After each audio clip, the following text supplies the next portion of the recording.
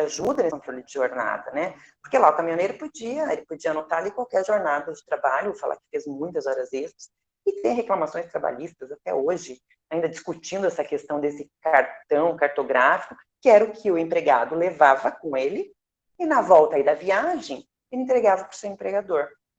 Algumas empresas compeliam, vejam bem, o empregado a assinar a hora exata. Entrou 7 da manhã, saiu 11, almoçou 1 hora, voltou, 5 horas da tarde terminou. Quando acontece isso, gente, de horário certinho não estar quebrado, o juiz, ele nem não quer nem saber. Esse cartão ponto, ele é invalidado pelo juiz. O juiz não aceita esse tipo de cartão ponto, tá? Quando é aquele horário ali certinho, que a gente coloca lá a entrada, tal hora, isso é invalidado, porque dá a entender, né, que o empregado, então, ele foi coagido, compelido a escrever o horário certinho para não receber hora extra, ok?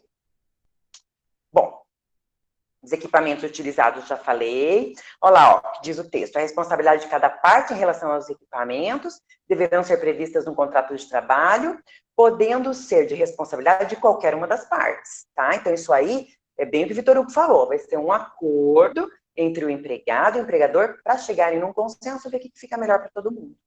Bom? Segurança, gente, esse é outro tema super polêmico. Por quê? Lá na empresa, há o fiscal lá do Ministério do Trabalho, que ele vai na empresa, ele vai olhar se está tudo ok, se a cadeira ela é ergonômica, se a mesa é ergonômica, se está tudo certinho, se o empregado não está sentando errado, pode ter problema de coluna. Se ele faz os intervalos, tem um empregado digitador, se ele faz os intervalos, a cada um tempo, lá fica 10 minutos alongando os dedos. Isso aí tudo o fiscal ele vai verificar. Se você está em casa, não vai haver essa verificação. Vai ser muito difícil o fiscal ir até a sua residência para verificar isso aí. Então, ali no artigo 75E, gente, tem claro que é responsabilidade do empregador instruir esses trabalhadores, que vão ficar, então, em teletrabalho, em home office, para as precauções que eles têm que tomar para não ter algum problema de saúde, tá? Para evitar o que a gente chama de doença ocupacional, a doença do trabalho. Porque empregado que tem doença do trabalho é o calcanhar de Aquiles do empregador. O empregador se ferra com o empregado que tem doença do trabalho. E muitos adquirem no trabalho, problema de ombro, problema de coluna, entendeu? Então, o que vai ter que ter? Vai ter que ter um treinamento, tá? O empregador ele pode até mandar alguém da empresa lá verificar se o empregado está utilizando uma cadeira ergonômica, pode até ajudar a comprar essa cadeira ergonômica ou dar ao empregado essa cadeira, tá? Os pés têm que ficar numa altura também adequada. Então, essas pessoas que trabalham sentadas o dia todo, gente, elas sofrem muito com problema de coluna. Aparece milhares de pessoas aí no Brasil com problema de coluna, pedindo auxílio-doença, pedindo doença ocupacional, porque aconteceu isso depois que começou a trabalhar em tal função. Então, o empregador tem que estar atento para essas normas de segurança e medicina do trabalho. Tá? Como ele vai fazer isso com o empregado? Aí eu já não sei. Se eu sou se eu sou advogada de uma empresa, eu vou falar, olha, mande um fiscal, mande alguém da sua empresa, um RH, psicólogo, alguma coisa lá na casa desse trabalhador que está em home office e verifica se esse ambiente que ele está trabalhando está adequado, está ok, tira a foto e registra. Porque se esse cara tiver algum problema de ler de alguma coisa, é doença ocupacional, tá? Se houver treinamento. Oi? Se houver treinamento comprovado, Também, o funcionário assinou tal, que recebeu um treinamento, essas coisas. Eu ótimo, tô pensando como advogado da empresa. Se eu tiver ótimo. ali tudo documentadinho, que eu passei o treinamento para o funcionário, eu posso comprovar que foi uma imprudência dele, que Pode. ele agiu pode estar agindo até de má fé contra a empresa? Pode, porque se você tiver o treinamento, é um documento que vai servir como prova, tá, Vitor Hugo? Por isso que eu falo, você está pensando certo. O empregador ele tem que ser uma pessoa prevenida, precavida. Tudo que ele for fazer com relação ao home office, do empregado, ele tem que sempre consultar um jurídico para entender, né, como que vai ser. Um técnico de segurança do trabalho também é muito importante, para ele depois não ter problemas. Treinamento é importantíssimo aí, né, desse trabalho, teletrabalho, explicar, ela faz 2 dias lá de treinamento na empresa, explica como que tem que ser a cadeira, como tem que ser a mesa, a distância, o computador, o que tem que pôr embaixo do pulso para não ter esse problema de ler, como se ele estivesse treinando esse funcionário que vai ficar na empresa, tá? Geralmente em indústrias, eles têm indústrias de pequeno, médio, grande, existe a CIPA, né? E existe, Sim, quando tem esse programa da CIPA, existe a semana da CIPAT, que também sim, eles acabam abordando esse treinamento automático, né? exatamente. A CIPA é importantíssima, tá, para os empregados. Tem sempre um representante do empregado ali na CIPA, tem eleição, inclusive, né, para o representante da CIPA, e esse representante tem estabilidade, que nós vamos, inclusive, estudar isso no semestre que vem. Tudo sobre esses representantes da CIPA, tá? Bom, qual que foi o impacto, então, gente? Só para a gente terminar a aula de hoje aqui. O impacto do home office para essas empresas. Essa necessidade, então, né, de adequação desse contrato de trabalho, né, depois da reforma trabalhista aí, então, ficou regulamentado. Tá? O que eu falei aqui, ó, a assessoria jurídica exerce um papel fundamental, nós advogados em direito do trabalho, eu espero que vocês aqui, 10 alunos estão assistindo às aulas, é porque se interessam por direito do trabalho. Quem sabe não sai aí, vocês todos aí, advogados de direito do trabalho. Então, vocês vão ter esse conhecimento para instruir, né, se vocês forem aí advogados patronais de empresa, para instruir, então, esse empregador a tomar todos os cuidados necessários para depois, numa futura reclamação trabalhista, aí, ele não ter que pagar verbas que ele nem devia para esse empregado, tá? Então, isso é muito importante. Nós, como advogados, nós temos que ter isso na cabeça. Eu sempre faço reunião com as empresas aqui do escritório, tudo certinho, para a gente poder, gente, elucidar isso aí para esse pessoal. Porque muitas vezes essas empresas, o que acontece? Vem lá do pai essas empresas, vai passando de vô para pai, para filho, principalmente as empresas grandes. E naquela época era tudo a Deus dará, era aqui, ó, contrato verbal, e é isso aqui mesmo. Hoje não, acabou isso aí. Empregado não é mais bobo, ninguém é mais bobo, o empregado tem direito, tá? Nós não podemos tentar enganar o empregado, porque ele tem direito, isso é constitucional. Então, a gente tem que fazer sempre o melhor, as empresas têm que fazer o melhor trabalho possível para evitar reclamação trabalhista. Porque reclamação trabalhista, empregado comprovando, gente, é dinheiro que o empregador vai ter que desembolsar e pagar. Então, não adianta querer aí dar uma John sem braço, não vou dar treinamento, e assim mesmo, vem cá que eu vou explicar, não. Tem que ter profissional habilitado, né, tem que fazer tudo certinho, dentro das normas, para depois não chorar aí o leite derramado. Tá? Bom, o trabalho intermitente, nós temos um outro tipo de contrato de trabalho também trazido aí pela nossa reforma trabalhista. Tá? O que é o contrato intermitente? Esse trabalhador, gente, ele vai trabalhar em períodos alternados, tá? E esses períodos, eles são contados em meses, semanas, dias ou horas. Então, sempre lembrar. Horas, ele pode trabalhar por horas, ele pode trabalhar por dias, ele pode trabalhar por semanas ou por meses, mas alternadamente. Tá? Ele trabalha um período, para. Dali um tempo ele volta, trabalha mais um período e para. Tá? Bom, deixa eu ver aqui, eu coloquei aqui a previsão legal, coloquei ali prazo para responder ao pagamento final da convocação, tem ali no artigo também da CLT, e os requisitos do trabalho intermitente, lá no artigo 452A da CLT, deem uma lida nesse dispositivo, por favor. Ok? Contratos de trabalho parcial. É um contrato, então, que aí ele vai ser um contrato de trabalho por tempo também indeterminado, mas a carga horária é diferente. Vocês estão vendo, se vocês estiverem com o slide aberto, eu coloquei ali. 30 horas, tá? Não pode ter hora extra, se esse empregado trabalhar 30 horas semanais.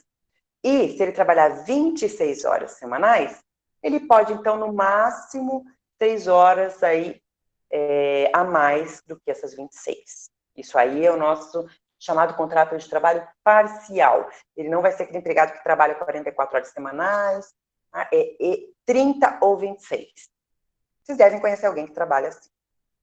Bom, o terceirizado, que depois lá em terceirização também no semestre que vem usa bastante, que a reforma trabalhista trouxe aí pra gente, esse formato, então, qual que é a característica dele?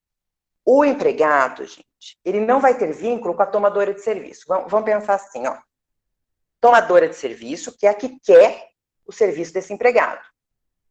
Prestadora de serviço, que é aquela que tem o contrato com esse empregado e o empregado. Esse empregado vai ter vínculo com a prestadora de serviço, tá? Não com a tomadora de serviço. Numa possível reclamação trabalhista, eu já expliquei para vocês, essa tomadora de serviço, ela pode ser chamada para responder subsidiariamente, nunca solidariamente, ok? Isso aí veio a reforma trabalhista, e antes, os terceirizados, eles não podiam exercer atividade fim. O que era atividade fim? É aquela atividade que não tinha vínculo com o ramo empresarial. Ele poderia, assim, ser faxineiro, ser o cozinheiro, mas ele não podia, então, trabalhar ali terceirizado no ramo que aquela empresa trabalha. Por exemplo, uma empresa de computação, ele não podia ser um técnico de computação ali, tá? Hoje não, hoje está tudo liberado, atividade meio, atividade fim, pode ser terceirizado, aí por isso tanta discussão que dizem que precarizou, né? Os contratos de trabalho, enfim, foi uma discussão, até hoje é uma discussão sem fim, em relação à terceirização, mas eu creio que pelo momento que a gente estava passando, né, talvez fosse necessária essa flexibilização aí, ok? Isso aí nós vamos também aprofundar, gente, lá em terceirização, tá? Então, eu até coloquei uma atividade para vocês, eu quero que vocês pensem, tá? Com relação à tomadora, prestadora de serviço e o empregado. Quando vocês forem responder, coloquem o que vocês acham, vou sempre considerar, tá? Tudo que vocês colocarem, e a gente pode, depois na outra aula, discutir se vocês tiverem alguma dúvida, ok? Bom, o contrato de trabalho... Oi, pode falar, Vitor Hugo. Referente a essa tomadora de serviço, só para mim ver se eu entendi o raciocínio. A tomadora de serviço, ela responde subsidiariamente com a prestadora de serviço num processo numa reclamação ou num processo do empregado? Isso mesmo. Se houver uma indenização, a tomadora também responde? É isso ou não? Ela vai responder subsidiariamente, ou seja, o juiz ele vai analisar as provas. Para ela responder subsidiariamente, ela vai ter que ter um vínculo com essa prestadora de serviço, vai ter que ter um vínculo, e esse ramo de serviço das duas tem que estar em igualdade. Então, nem assim ela vai responder.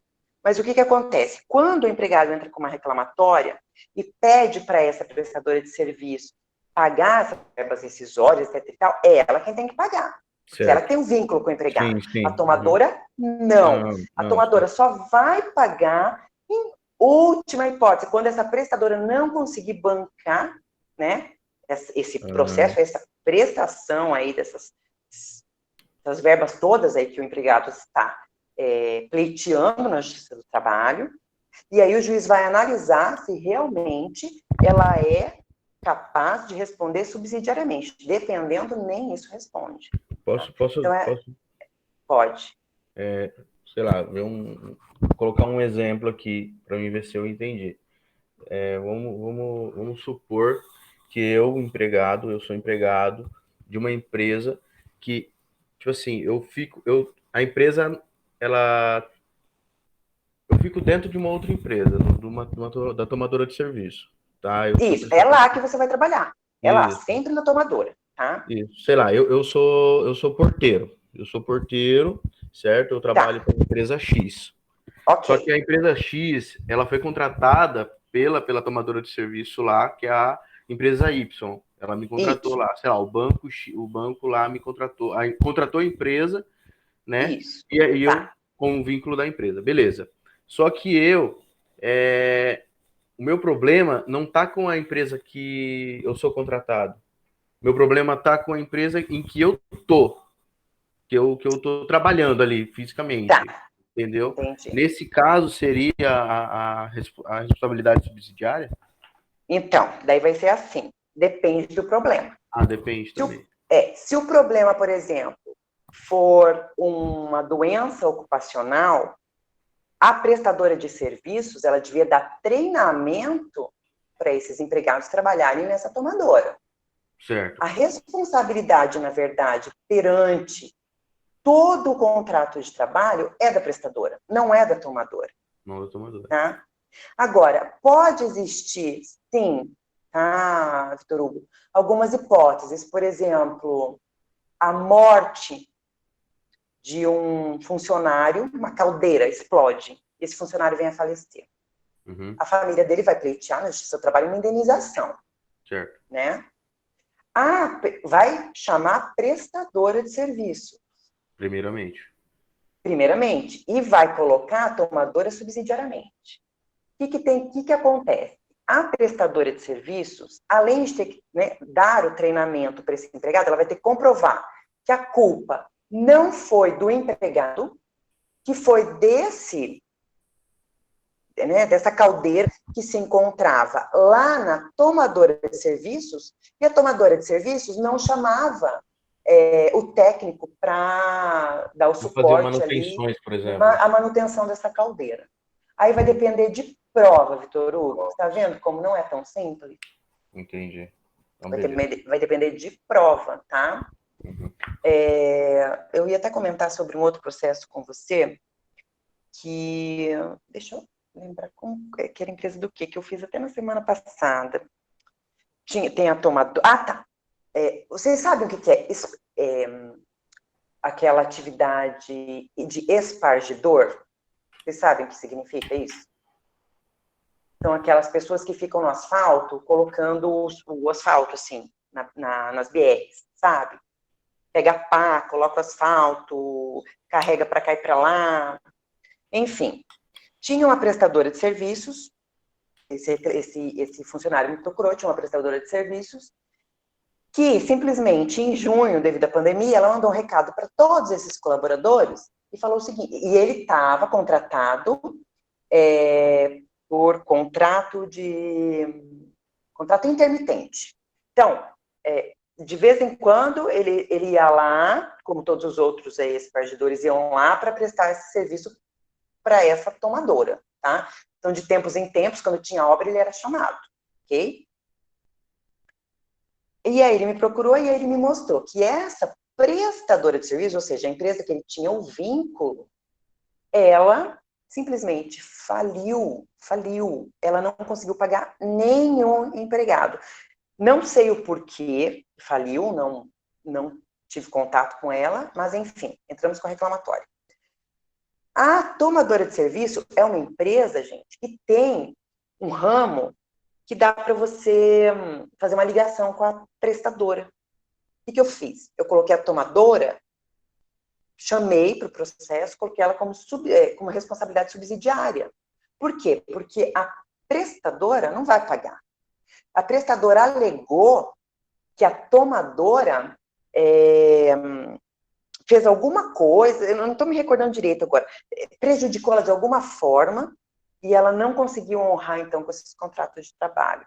Parece que foi por culpa da prestadora. Isso mesmo, foi por culpa da tomadora. A tomadora simplesmente falou que ia parar com a obra, porque não estava conseguindo material, alguma coisa nesse sentido. Então, vejam, uma reclamação, e aí eu coloquei a prestadora de serviços, né, no polo passivo, e a tomadora de serviços com responsabilidade subsidiária.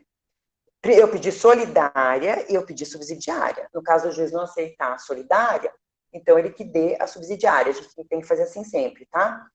E no caso de não vai dar solidária, mas que dê subsidiariamente já tá bom, pelo menos para ele receber. Então não foi só ele, vários colaboradores, assim, foi numa renca, assim, de uns 40 receberam essa mensagem, e aí procuraram advogados para resolver essa pendenga aí.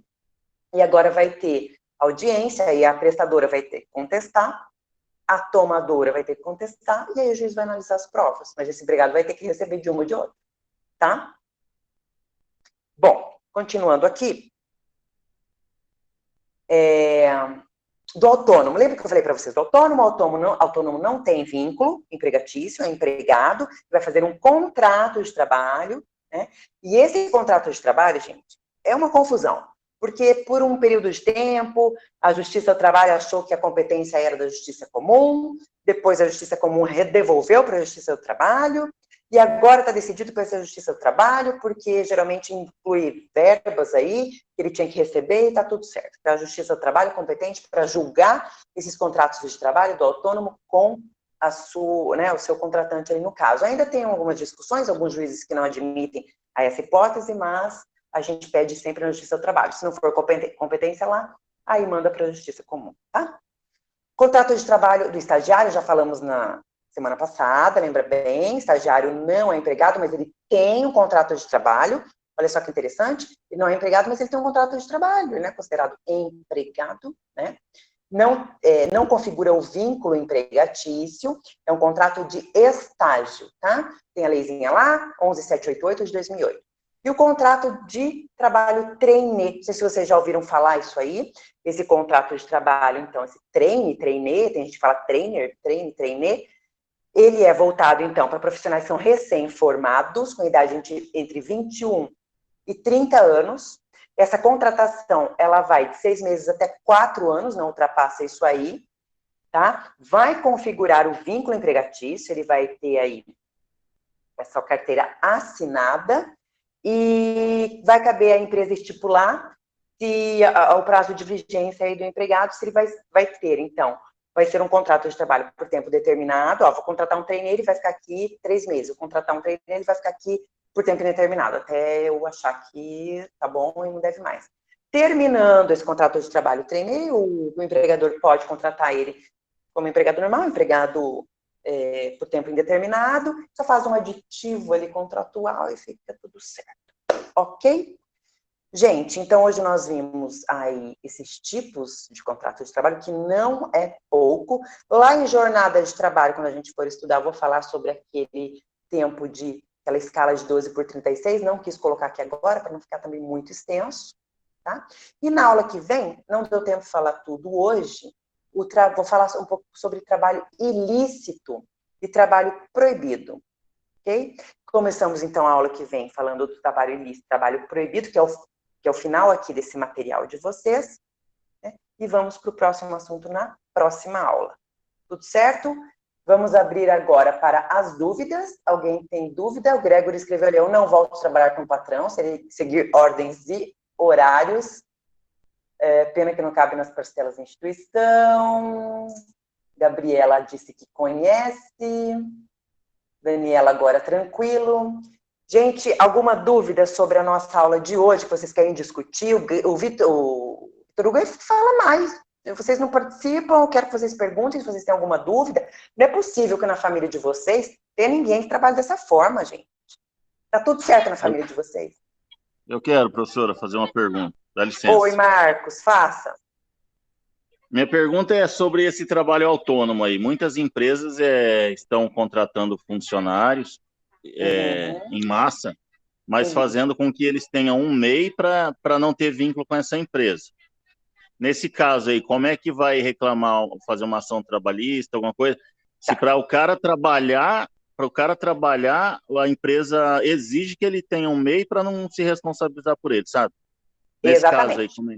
Essa é uma estratégia empresarial muito utilizada aí na nossa atualidade, porque aí o empregador ele não quer vínculo. Você sabe, né, Marcos? Para ele é custoso vínculo com o empregado. Ele tem que recolher ali em cima, né, de todos esses valores que ele paga para o empregado, tem que fazer os descontos, ele tem que pagar na Previdência, e depositar FGTS. Lá no autônomo, diz ali, o autônomo ele é totalmente responsável pela definição das suas atividades e ele assume os riscos dessa relação aí contratual. Quando o autônomo, ele se encaixa naqueles requisitos de empregado, gente, subordinação, onerosidade, o empregador ele exige dele forças além do limite. Quando o empregador ele tem essa presença incisiva e esse poder diretivo com relação a ele, ele vai ter que comprovar isso na Justiça do Trabalho. tá? Então, todo autônomo, gente, que, porventura, queira ver o seu vínculo reconhecido, ele vai, né, fazer essa reclamação, e ele vai ter que levar lá documentação, testemunha, vai dizer que houve ali uma fraude, que o empregador obrigou ele a abrir uma empresa para, né, pagava salário por fora. Então, assim, geralmente, esses contratos de trabalho, o empregador, ele dá um salário por fora, fala, ó, vou te contratar aqui, não vou te registrar, mas você vai ganhar tanto, ok? Então, isso vai depender, Marcos, do caso concreto. É muito subjetivo eu falar aqui para você, não, mas é assim, assado, não tem uma regra, tá? Vai depender de cada um. É bem complicado. O empregado e o empregador, ambos têm que fazer prova, né? O empregador vai ter que comprovar que realmente não foi contratado. Precisando trabalhar, se sujeita, né? Exato. Eu já vi, assim, ação onde o empregado, ele era autônomo e ele conseguiu na Justiça de Trabalho o reconhecimento desse vínculo, tá? Pelas provas que ele juntou, as provas que ele fez, né, na instrução do processo. E eu já vi também autônomo que juntou, né, algumas provas, tá, mas não foi suficiente para o convencimento do juiz. Tá? Então, não foi reconhecido o vínculo, o juiz acabou reconhecendo como um contrato de trabalho autônomo. Tá? Por isso que é interessante empresas que há risco de acidentes, há risco até de morte, que invistam em segurança até para terceiros que entram na empresa, visitantes, porque pode se considerar o vínculo lá na frente, né, professora?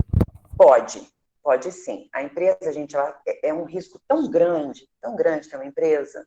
Eu já tive uma empresa de alimentação lá no Shopping Catuaí. Se vocês me perguntarem hoje, professora, vão abrir uma empresa? Eu falo assim, queridos, eu não estou abrindo nem janela mais, porque é tanta coisa. Só que eu tinha uma prioridade na minha empresa. Funcionário. Gente, entendam, se o funcionário não recebe no dia que tem que receber, se você não deposita tudo que tem que ser depositado, esse funcionário não vai render. Então, eu aprendi, experiência própria, tá? Que o funcionário, claro, gente, tem os preguiçosos, né? Tem vários tipos de funcionários, mas você tem que honrar com o contrato de trabalho. E eu sempre fui da premissa, partia sempre da premissa, gente, se eu estou contratando, eu tenho que honrar. Se eu não consigo honrar, não vou nem contratar, tá? Porque se você ficar devendo para funcionário, é reclamação trabalhista. Geralmente é reclamação trabalhista.